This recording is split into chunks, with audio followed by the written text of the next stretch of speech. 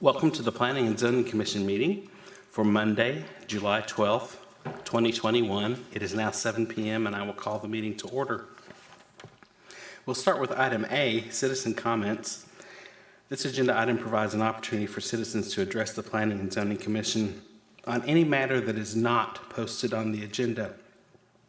Anyone wishing to address the Commission should complete a citizen comments registration form and submit it to the chairman prior to the start of the meeting. There's a 3-minute time limit for each citizen to speak, with a reasonable limitation on speakers on one topic or item, with a maximum of 15 total minutes on the same topic item. Anyone wishing to speak shall be courteous and cordial. The Planning and Zoning Commission is not permitted to take action on any subject raised by a speaker during citizen comments. However, the Planning and Zoning Commission may have the item placed on a future agenda for action, refer the item to the Director of Planning for further study or action, briefly state existing city policy, or provide a brief statement of factual information in response to the inquiry. I don't believe we have anyone who is here for citizen comments, no one online, so we will move on. Item B1. Consider approval of the attendance matrix for the Planning and Zoning Commission as presented and take appropriate action. As stated in the City of Farmers Branch Ethics Handbook for elected officials and advisory board members, all appointed members should make every effort to attend regularly scheduled meetings. Per ordinance number 3563 adopted April 2nd, 2019, any person appointed by the City Council to a board or commission as either a regular member or alternate member shall be automatically considered for a removal by the City Council after such person has been absent from 2 regular or special meetings of the board or commission to which the person is appointed during any period of 12 consecutive months, which absences have not been excused by an affirmative vote of the board or commission to which the person is appointed. A comprehensive attendance matrix has been developed to keep record of these excused and unexcused absences. Commissioners, I'll entertain a motion. I move that the attendance matrix be accepted as presented. I have a motion from Commissioner Bertle to accept the attendance matrix. Do I have a second? Second. Second from Commissioner Jones. All in favor? It is unanimous.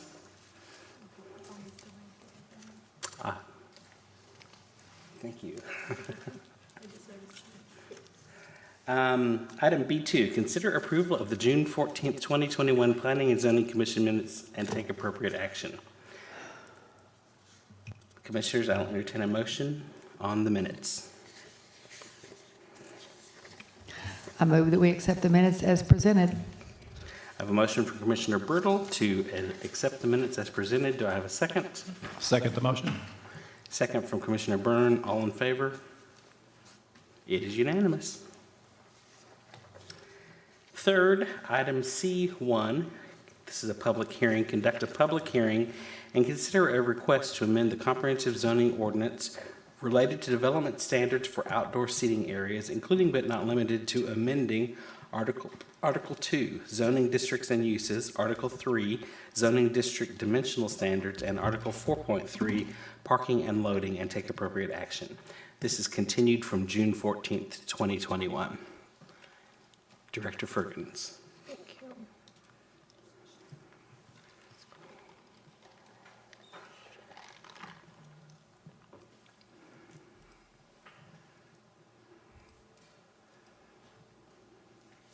Commissioner Petraza, are you able to see my presentation? Okay, thank you. Tina Fergens, Director of Planning. Good evening, good afternoon, Commissioners. I know we've been having lots of discussion today. So this agenda item is a continuation of discussion that we had back on June 14th related to outdoor seating areas when we first introduced this topic to you. And you were able to provide us with extensive discussion and direction at our previous meeting. And so I'm here to report that we have included that information within the proposed ordinance for your consideration. So just kind of a recap on the why we're working on this. So why do we feel that we need to amend the comprehensive zoning ordinance as it relates to outdoor seating areas? This is a result of due to increased demand for outdoor seating areas, really as a product of the pandemic and its impact on our area businesses. We had our CARES program where we did the Open Farmers Branch Parklet program, which proved to be very, very successful with many of our restaurants and breweries and the like. And so Many of the restaurants that are listed here were able to take advantage of that program. Initially, when those parklets were installed, in many cases, they were anticipated to be temporary. But in our world, temporary usually becomes permanent. And in this case, this is a great example of something that needs to become permanent because obviously it has benefited our businesses tremendously. So at the previous meeting, we received the commission's direction that on a variety of topics. Overall, the commission's direction was to make the amendment less restrictive. And so we have taken that into consideration. I know you wanted us to remove any provisions that regulated or limited the size and the placement of the outdoor seating areas. And I'll get into some of the specifics here in just a moment of where we made the ordinance changes. You were also wanting to allow for the outdoor seating areas to be able to count towards landscape requirements, since we had a fair amount of discussion about that. Also allowing for improvements within the outdoor seating area to include other things such as misters or outdoor lawn activities, the things that you might find that are typically found in an outdoor seating area and what some of our businesses are having today.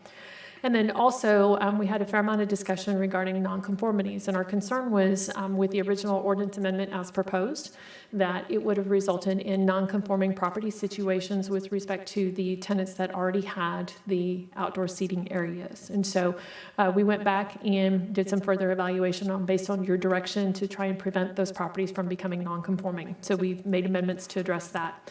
And then just also address the maintenance of the outdoor seating area improvements. So just real quick, right now, under our current comprehensive zoning ordinance, required front yard setbacks. So that's the area between the street property line and your minimum front yard setback line. Okay, so that zone is referred to as the required front yard setback. Has to be free and clear of any of improvements or structures, except for obviously we allow landscaping, and in some cases we even allow parking.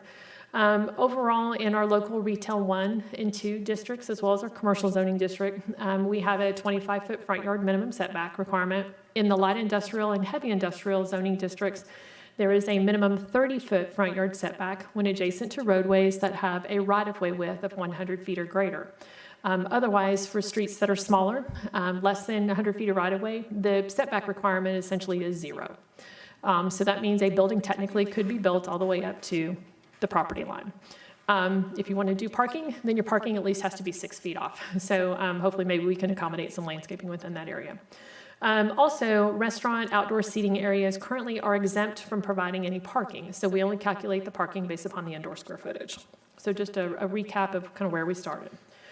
So our amendment this evening continues to allow for outdoor seating areas within the required front yard setback area. So again, that's between the property line and that minimum setback line. So we're allowing the outdoor seating areas to be within that zone, if you will, in the districts here, the local retail 1 and 2, commercial LI and HI. And for Commissioner Neal's benefit, and the others have probably heard me say this before, we do not have any properties in the city that have commercial or heavy industrial zoning district.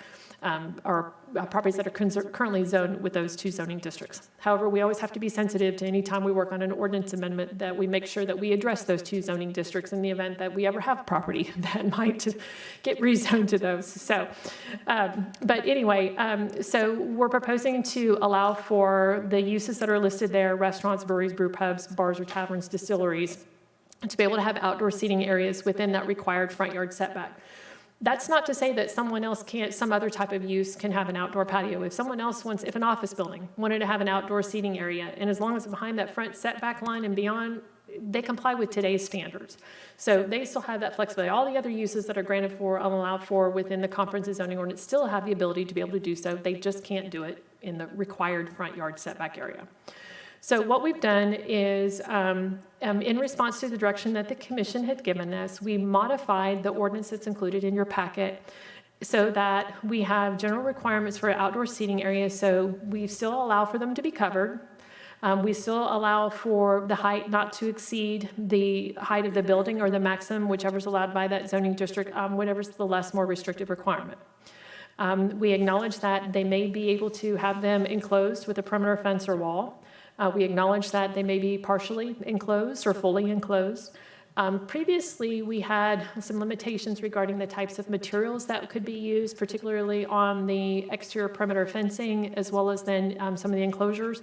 After further additional conversations with the attorneys, we were a little concerned about whether or not we might be pushing the envelope with respect to the House bill that was approved 2 years ago that limits our ability to enforce materials, especially if the area is considered enclosed and inhabitable space. And so in order to remove the gray area and potentially limit any discussions in the future about, well, is this considered enclosed habitable space or is it not? And well, it's partially enclosed, but it's not. We just decided to simplify it and go with, you can use materials for exterior building material purposes that are allowed for in the Farmers Branch Building Code, which for us is typically what's allowed in the International Building Code.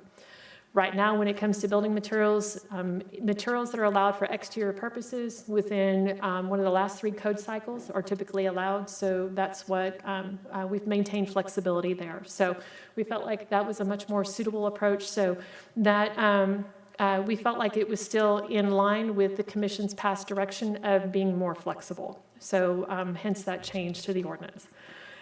We also acknowledge that improvements may include, but not limited to, again, the dining or seating furniture, lighting, outdoor fire pits, barbecue smokers, umbrellas. That was originally in there. I think we've added, now we've added language that recognizes misters being also included, outdoor games, things of that nature. We also removed from the ordinance, so originally we had the limitation on the 25% of your indoor seating areas, the amount of square footage you get for outdoor seating area. We removed that.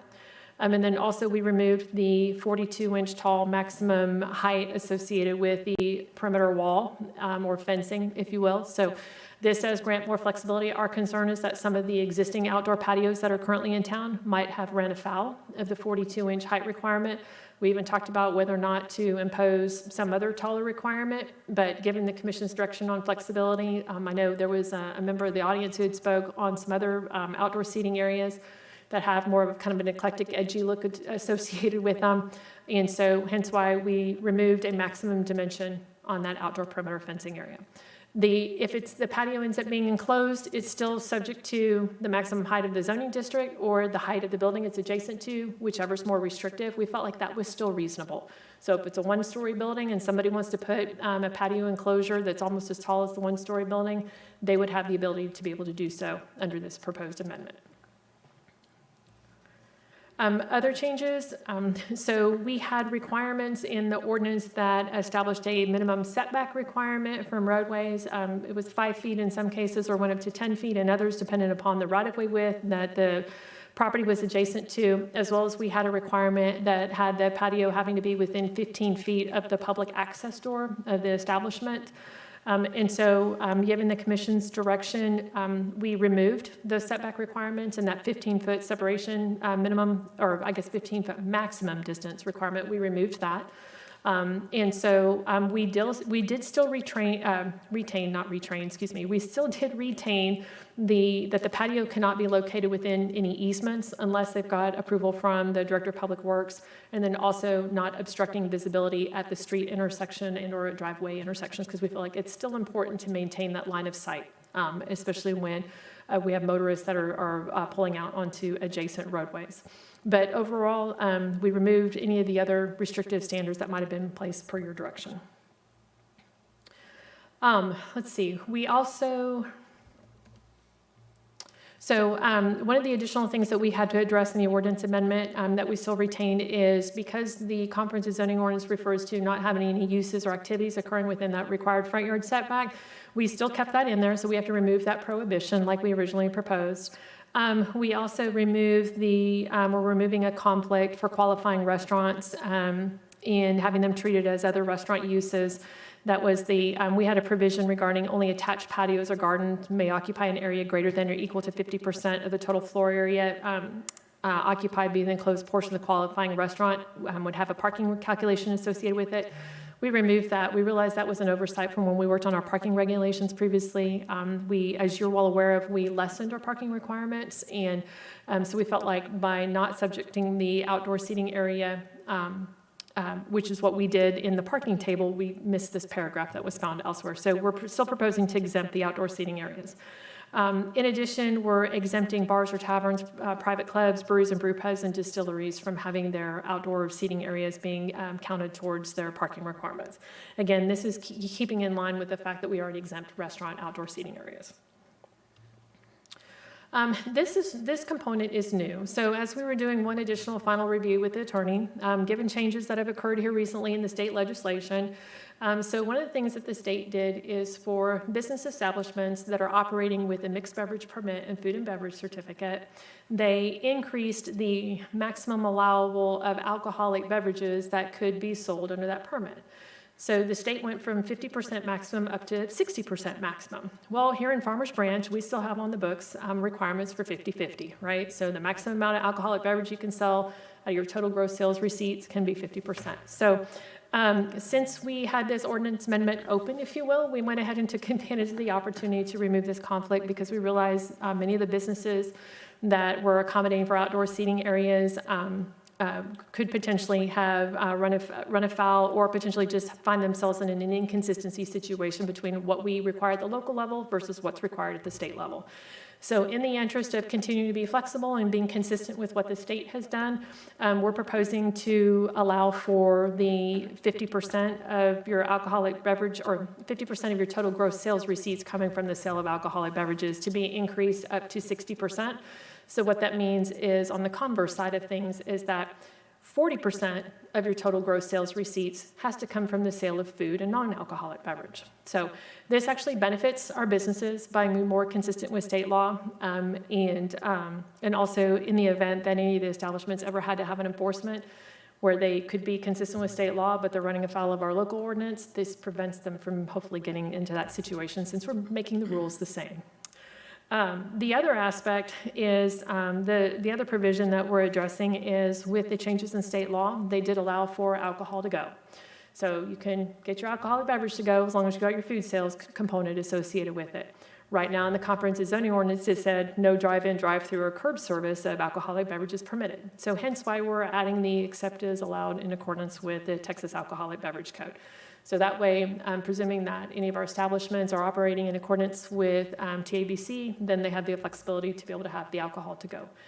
Just again, helps with the simplification of the rules in terms of the state regulating one aspect versus local. Typically, as many of you are well aware of on the commission, we normally have the ability to be more restrictive than the state on our alcohol regulations for those regulations that existed prior to June 11th of 1986, 87. But because our alcohol regulations predated that magic date that's in state law, we're able to continue to remain more restrictive. When we start to lessen our regulations, we can never go back. So if we decide, oh my gosh, we want the 50-50 back, we do not have the ability to amend our ordinance to go back to 50-50 if we adopt the 40-60 provision. So just be mindful of that. I know many times we've had some alcohol conversations in the past, and some of you are already aware of that, especially when we worked on the entertainment overlay district. So Could I have a question right quick right there? So is there anybody now doing drive-through service for alcohol in Farmers Branch? I'm not aware of anyone, but an example could be is Chipotle. Chipotle has that drive-through window. They have a specific use permit that allows for them to be able to have their alcohol sales. So this is almost a good example. I guess technically under state law, they could then have the ability to be able to serve the alcoholic beverage in tandem with the food out the drive-through window. But when we did their specific use permit, my guess is their alcohol awareness program that's attached to it said that we will not sell any alcoholic beverages out the drive-through window. So we can always amend that or overlook that, I guess, if we choose not to enforce it. But that's the only one I can think of. I'm sorry, what? The car has to come to a complete Complete stop stop. before you hand them the beer. Then they can drive off again. Thank you, Mr. Attorney. So, Except as otherwise authorized. Right. Someone paid $4.50 an hour to get somebody to write that. So, yes, but yeah, I mean, probably where you find it probably more is any of our restaurants that have the mixed beverage permit and food and beverage certificate, if they're doing a lot of to-go service. I mean, you think about the pandemic, so many restaurants, what kept them afloat was the ability to do to-go service. And so now, before they could not hand you the margarita that you could otherwise consume inside the building. They could give you all your food in the to-go container. Now they can give you the margarita and the food at the curb, whereas before they had to drink it on premise. So, but So again, I mean, overall, we feel this is a good amendment to add because, again, it keeps the rules at an even situation, especially for the businesses, because, I mean, I can't tell you, we've got other challenges with our alcohol regulations from a standpoint where we're more restrictive than the state. And so I have the conversation with businesses, okay, I realize that you feel you can apply for this permit type, but you cannot get that permit type here in Farmers Branch because our alcohol regulations are more restrictive than what the state has.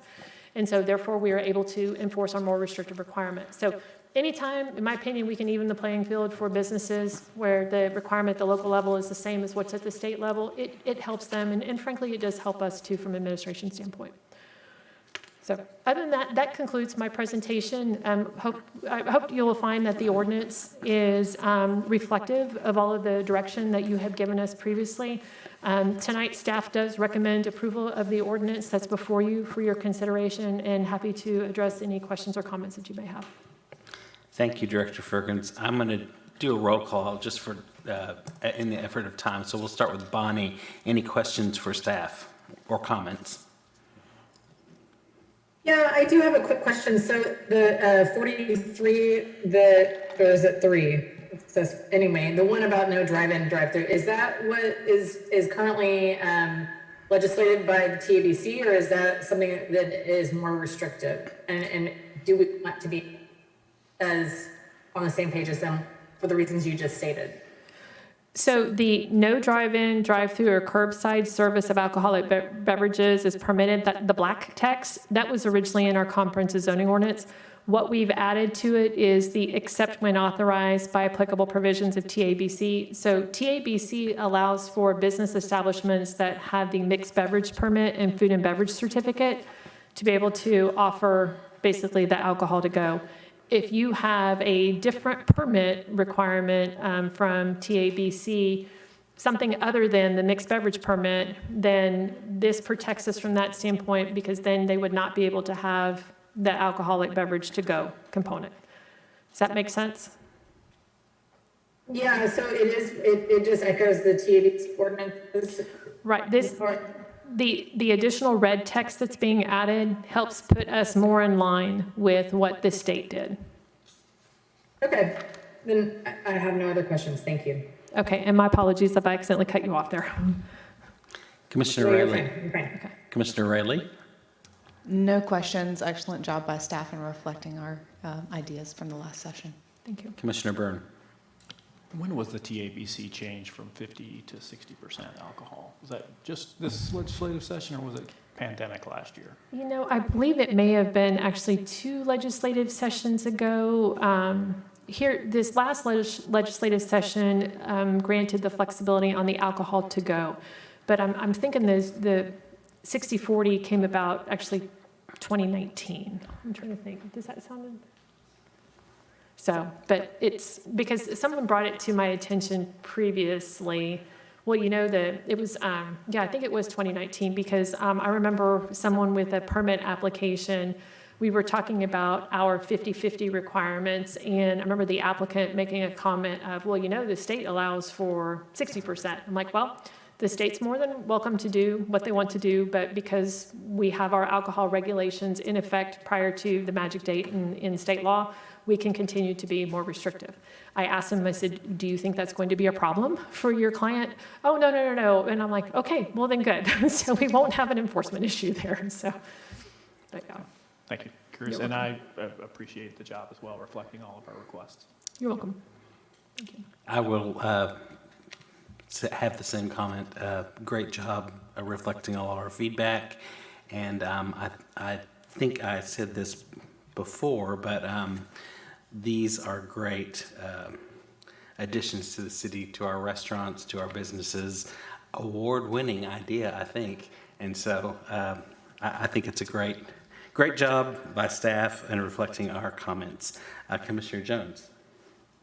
I think I brought it up last meeting, but I wanted to see where in the revisions, I just had the concern about the safety, because I saw that, picture of Marshalls and they were in a parking spot versus other places where it's these beautiful, well done within the lot line. Is that a code enforcement thing?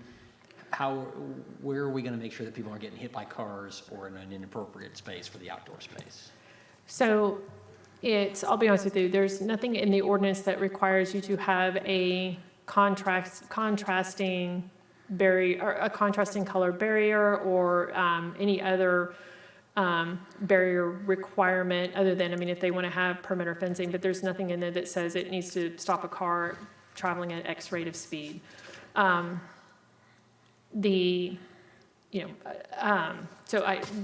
we were not able to accomplish that, and my apologies for that. No, it's not your fault. I think if we're going to start handing out alcohol to people everywhere they go, and it's 60%, and the streets are lined with booze, and then we're going to let them eat in a parking lot, or we're going to let them eat right up to the lot line, I don't think we're doing enough for the safety of the people in those spots. If you can go in the minutes, I predict there will be an injury in the next year from one of these places. So I think it's a great idea. I think we should do it, but I think we need to do a lot more to protect the people that are eating out in these places. So otherwise, good work. Thank you. I wish I had a picture in the presentation. So in between I can't remember if it was right before it was right after we had our discussion. So I actually went to downtown Lawrence, Kansas, and there they have quite a few business establishments that had outdoor seating areas that are the true traditional parklet, where they took advantage of utilizing city on-street parking. Their solution to that for most of their establishments were they did basically not the barrels, but the construction barricades, and the ones that where you have the ability to put water or sand in them. Yeah. But all of theirs were, many of theirs, I should not say all of them, but many of theirs on certain streets did have some sort of construction barricade. So they did their own perimeter fencing enclosure, but then surrounding it was the orange and white construction barriers and thought of you. Even a really heavy planter with some beautiful flowers in it or something. Right. It would create that contrasting barrier, or even something to, I pushed too far in my parking space. Yeah, and like I said, the ordinance doesn't have anything in there. We're taking it on a leap of faith that the property owners and/or businesses would design it as such to be able to hopefully prevent their patrons from potentially getting hit by a car. You know what I do, they don't. I know. They don't. So I know. I'll get off it. Thank you. You're welcome. Well, I think we did discuss that last time, that kind of concerned about, we were right up to the parking lots. But I think if it does happen, that there are ballers you can use of filling the water of these containers, and I see them at Fair Park all the time when I'm down there each week, working at the greenhouse. So I think that it can be done fairly easily, either the Jersey barrier or the water-filled bollard type things. Anyway, a great job, Tina. I'm absolutely think it's great. Thanks. Thank you. Commissioner Neal. Yes, thank you, Tina. There's a lot of hard work, I'm sure. And I think it's a great idea that we have, and I concur with Chairman Moore. I did have a question or two, and I apologize being the new guy here if you've maybe already covered this, either in this amendment or other ordinances, but I had a concern regarding along the lines of public safety with respect to fire department access, fire hydrants that may be located near the property, fire department standpipe systems for which your fire department may need to get to that building.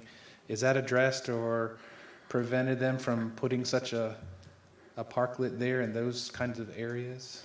So I'm not aware of anyone being prevented from doing their parklet as a result of that. But one of the things that we do look at is, with all of the parklets that are existing today, is we did do an administrative site plan review.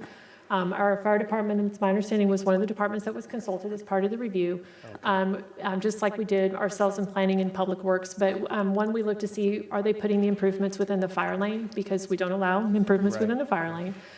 If they were blocking a hydrant, I'm sure fire department weighed in on that to make sure that access to the hydrant is not obstructed. The sprinkler riser, if it has an external connection on the building, then I'm sure fire department probably look at it from that standpoint to make sure that they have the access to it. So, okay, so they would have we've some got sort of other input. processes in place to be able to help address that. Okay, so there's input to that before we're granting such a permit or Correct. allowing them to do that. John, do you recall in any of the, or Shrupa, in any of the patios that we did we have any fire department issues that we had to work around regarding hydrant or connection to the I'm dropping the technical name, but the The connection on the, I know, right. John Land, Deputy City Manager. No. Thank you. We complement each other well. I'm a woman of many words. He's a man of very few words.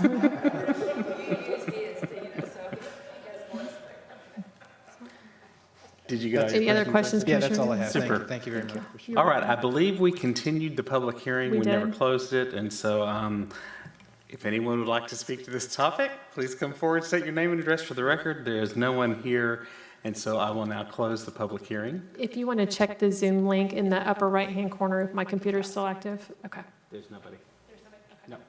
Okay, excellent. Thank you. So, Commissioners, I will entertain a motion.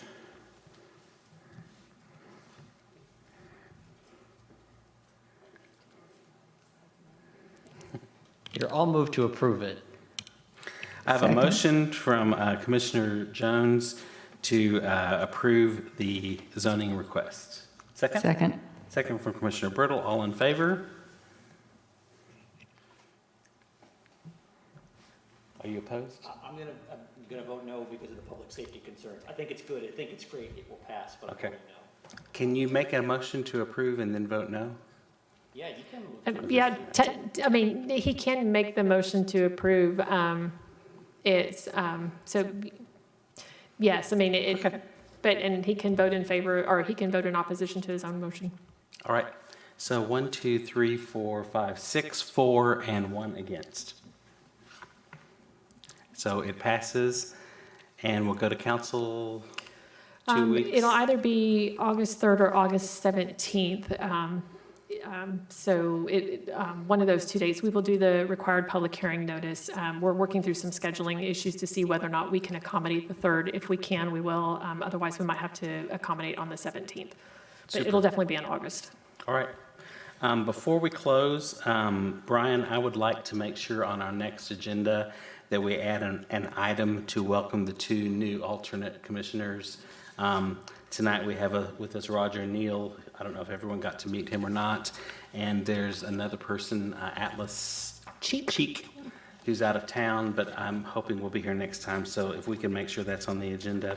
And then I'd like to thank all of you for your service, for your time, and for your participation in this long day. I thought our joint meeting was very good and successful for what Tina needed to accomplish there, and I think we've pushed this one across the finish line. So with that, I will adjourn at 7:33 p.m.